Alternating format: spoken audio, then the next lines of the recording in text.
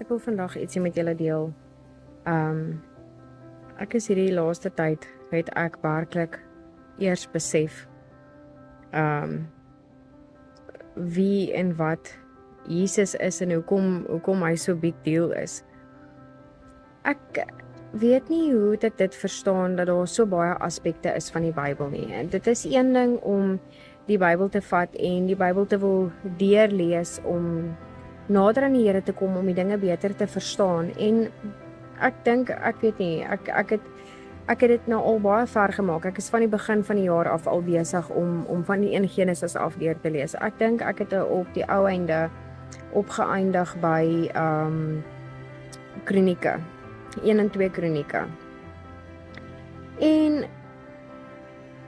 toe is dit asof die Heilige Gees net sê, okay, nou vat ons 'n side journey. Laat jy nie vergeet waaroor dit gaan nie, want elke keer as ons dan nou praat oor die Nuwe Testament, dis asof ek probeer het om alles te vergeet wat ek ooit geleer het van die Bybel en van wat ek van die Here weet, en dat ek het opnuut wil uitvind en alles. Dan sal ons oor goeders praat en dan sê ek vir Stefan, ja, ek weet nie, ek is nog net nie, ek is nog nie in die Nuwe Testament nie, ek weet niks daarvan af nie, ek kan nie vir iets daarvan sê nie. En ek het werklik besef hoe min ek eintlik weet van Jesus, julle. En die moral of the story is net, hy is die begin en die einde. And the word was with God and the word was God. Jesus was van die begin af daar, en die Bybel eindig met Jesus wat terugkom op sy wit perd om sy bruid te kom haal. Alles gaan oor Jesus. Everything points to Jesus and everything points back to the cross and points back to Jesus. Dis ongelooflik. En hoe ongelooflik dit is, hierdie journey waarop ons is, dat jy kan religion najaag. Dit is wat dit vir my basies was, om religion na te jaag en om die Bybel te ken en al daai tipe goeders, en dit is presies wat die Fariseërs ook gedoen het. Maar hulle het nie die geloof in hulle hart gehad nie. En ek het hierdie ongelooflike 2 illustrations gesien. Dit was vir my ongelooflikste ding. Pastor Vlad was besig om oor Saggeus te preek. En ek meen, almal ken die storie van Saggeus. Saggeus was 'n klein man, kort en klein was hy, en toe maak hy 'n slim plan, want Jesus kom verby. Hy was te kort gewees. Ons fokus op die crowds. Almal gee die crowds die skuld. Die kerk kry die skuld hoekom ons nie kerk toe gaan nie. Ek het vir jare lank nie kerk toe gegaan nie, want die kerk is nie die plek vir my nie. Ek sal my geloof in die Here sal ek kry op my manier, want die en die het in die kerk gebeur, en dit is nie die kerk se skuld nie. Saggeus kon nie vir Jesus sien nie, want hy het die crowds blameer. Die crowds was in sy pad gewees. Toe gaan hy en hy gaan klim in die boom, en hy het nie na Jesus toe gegaan nie. Jesus het by hom kom stop en vir hom gesê, Saggeus, jy moet gou maak, ons moet na jou huis toe gaan. En die paniek wat sekerlik ingeset het, want ek meen, hy kan niemand laat weet, hoorie, so gaan kry my huis reg, wie weet wat gaan by sy huis aan in elk geval. En Jesus is saam met hom na sy huis toe. Hy het nie vir Jesus by die boom gelos nadat hy hom ontmoet het nie, hy het vir Jesus saam met hom gevat. En hy het Pastor Vlad het 2 ander illustrations wat hy gedoen het, en ek het probeer om dit nou na te maak vanoggend, om vir julle ook te wys, en ek hoop maar, ek het dit goed gedoen. Laat ek julle gou wys. Ek wil jy met jouself voorstel, hierdie eerste glasie wat jy voor jou sien, is jy voordat jy by Christus uitgekom het. Dit is ons sondige natuur, dit is hoe ons lyk. En die oomblik, wanneer ons dan nou Christus as ons verlosser en ons sy weer aanneem, en gestel jy begin kerk toe gaan, en jy begin jou Bybel lees, en jy laat toe dat die Heilige Gees jou vul, en dit vat tyd, en jy hou aan, en die Heilige Gees vul jou, en hy vul jou, en hy vul jou. En jy kan sien die klere begin al verander, maar dis nog nie verby nie, dis nog nie klaar nie.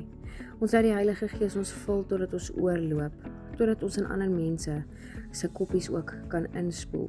Dit is hoe dit werk, om gevul te word deur die Heilige Gees en te veroorsaak dat hy ons transform. Die tweede illustrasie wat ek hier wil wys is 2 koppies. Een is gevul met water en die ander een is nie. En ek gaan laat my kinders nou hardloop, want ek wil julle iets baie belangrik wys. Daar's 'n verskil tussen om religion te hê en ons 'n verskil om werklik in Jesus te glo. en om aan te neem en om binne in ons te laat loop. Hier wys my kinders die koppies en dan gaan hulle nou die reis hardloop. Soos julle kan sien, die kleintjie, Warren, hy geniet homself en hy kyk rond en hy kan sien wie kyk vir hom en wie kyk nie vir hom nie. Maar my dogtertjie se koppie is gevul en sy is nie gefokus om die reis te wen nie. Sy fokus op die koppie in haar hand. Sy fokus om elke stappie te vat. Sy dink daaroor. Sy maak presiese moves en dit is presies hoe dit is wanneer ons die Heilige Gees in ons het. Jy kan presies sien wie jaag religion na en wie is regtig met sy journey besig saam met die Here wat hom vul, die Heilige Gees wat hom vul. Okay, soos julle nou hier gesien het, dit is nou nogal iets gewees om te weet hoe werk religion en hoe werk dit om werklik Christus in ons lewe te hê. Wanneer jy gevul is met Christus, vat dit 'n baie lang tyd. Ek het baie lank nadat ek besef het wat ek wil doen en dat ek werklik 'n verhouding met die Here wil hê, dat ek smag daarna om te weet wie hy is, om hom te leer ken, om daai persoonlike verhouding met hom te hê, het ek nog baie gevoelens van guilt gehad en baie dinge van en selfs nou nog, ek dink nog nie my koppie is heeltemal skoon nie. Ek dink nog nie my koppie is op die punt waar ek kan overflow tot in ander mense in nie. Ek dink dit is besig om daar te kom en dit was my ongelooflik om hierdie dinge te besef en ek hoop regtig dat ek vandag iemand kon help om dit meer te visualiseer. Ek is iemand wat leer uit prentjies uit. Ek is 'n prentjie mens. Almal sê dit. En ek het baie keer het ek The Chosen gekyk en House of David en daai tipe goeters want dit maak vir my 'n breër prentjie oop as ek weet wat het in daai tyd aangegaan? Hoekom het dinge so gewerk? Wat is die tradisies van daai tyd gewees? Want dit is 'n een ding van die Bybel. Mens kan nie die Bybel lees en Jesus se lewe presies verstaan hoekom hy kwaad geraak het, hoekom hulle in die tempel was. Hoekom het hy vir die eerste man wat hy met leprosy gesond gemaak gesê het hy moet net stil bly en vir niemand daarvan sê nie. Dit is omdat dit sy purpose en sy mission en sy ministry verhinder het, want hy moes na die tyd by sekere plekke ingaan, want hy wil nie net bekend staan as die healer nie, en sy tyd het net nog nie gekom nie. Maar ek hoop dat hierdie vir julle ook 'n duideliker prentjie gemaak het van die verskil tussen om religion na te jaag en werklik gevul te wees met die Here. En ook dat jy nie moet opgee as jou koppie nog nie heeltemal skoon is nie. Hierdie goeters gebeur nie in een dag nie. Dit vat tyd om 'n verhouding op te bou. Mens kan nie net 'n verhouding opbou. Jy ontmoet nie net eendag iemand en die volgende dag is julle bosom pals nie. Dit vat jare van saamloop, dinge deurgaan om werklik iemand te leer ken en te weet dat hulle daar is vir jou. My gebed is vandag dat julle almal vir Jesus Christus sal vind. Hy is ons verlosser, hy is ons saligmaker, hy's alles. Jesus is alles. En ek bid vandag dat jy hom sal vind.